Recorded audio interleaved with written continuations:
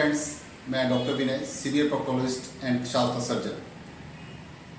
अगर आपको piles, fistula, Fisher, पाइलोनल sinus या कॉन्स्टिपेशन की प्रॉब्लम है तो आप हमें कंसल्ट कर सकते हैं और नीचे दिए नंबर पर कॉन्टैक्ट कर सकते हैं। चलिए आज हम पाइल्स के बारे में आपको बताते हैं। पाइल्स क्या होती है और कितने तरह की होती है। पाइल्स दो तरह की होती हैं, internal piles and external piles. External piles आपकी एनल बर्ज पे होती है, ये एनल कैनाल से बाहर होती हैं। ये आपकी सब जो एनल कैनाल है और इसका ये बाहर का बर्ज है, एनस की बाहर की बाउंड्री है, तो ये इसके बाहर बनती है। These are called external piles. External piles नसों की ब्लीडिंग की वजह से होती है। यहाँ पे वेन्स होती हैं, जो वेन्स जो है रप्चर हो जाती हैं ड्यू टू कॉन्स्टिपेशन। जब पेशेंट स्ट्रेनिंग करता है तो इनमें से ब्लड निकल के स्किन के नीचे इकट्ठा हो जाता है, या फिर बहुत ज़्यादा वजन उठाए पेशेंट तो उसके बाद भी ये नसें फटने की वजह से यहाँ पे ब्लड इकट्ठा होता है, तो ये बाहर होती है। These are called external piles. अब आती हैं आपकी इंटरनल पाइल्स, जिन जो मेन पाइल्स होती हैं, that is called internal piles.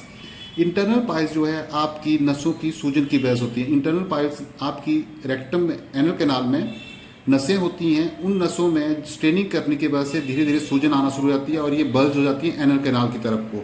इस बल्जिंग को, जो ये स्वेलिंग है, इसको इंटरनल पाइल्स कहते हैं। इनकी पोजीशन के अकॉर्डिंग इनको फर्दर डिवाइड किया गया है, primary internal piles and secondary internal piles.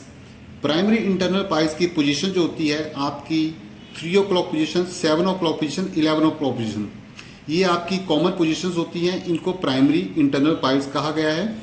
और इन पोजीशन के अलावा जहाँ भी पाइल्स पाई जाएंगी 2, 3, 2, 4, 8, इन पोजीशन पे 9 जो पोजीशन पे इंटरनल पाइल्स होंगी, these are called secondary internal piles. Internal piles को एक और तरह से भी डिवाइड किया गया है, that is grade 1 internal piles, grade 2 internal piles, grade 3 internal piles and grade 4 internal piles. Grade 1 internal piles में जो आपकी वेन्स होती हैं उनकी स्वेलिंग अंदर ही होती है और बहुत ही छोटी स्वेलिंग होती है। इसमें से सिर्फ पेशेंट को ब्लीडिंग होती है, पर मास कभी बाहर नहीं आता और पेशेंट को कभी मास फील भी नहीं होता है। इसके बाद आती है grade 2 internal piles.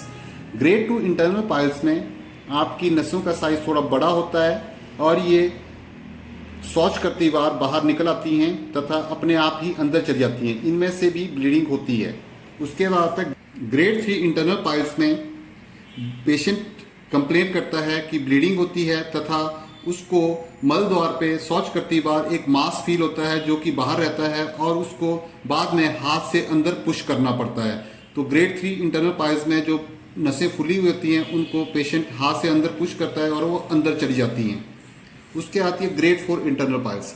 Grade 4 internal piles में जो मास है वो आपका बाहर ही रहता है और इसको अगर हम पुश भी अंदर करना चाहें तो ये अंदर पुश नहीं हो पाता, ये बाहर ही रहता है।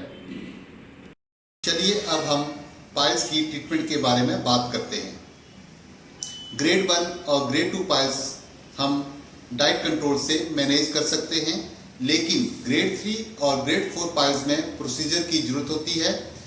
ग्रेड 3 और ग्रेड 4 पाइल्स की ट्रीटमेंट के लिए आप शास्त्र करवा सकते हैं, जो कि एक आयुर्वेदिक पैरासर्जिकल टेक्निक है जिसका कि कोई साइड इफेक्ट नहीं है और सक्सेस रेट भी बहुत हाई है।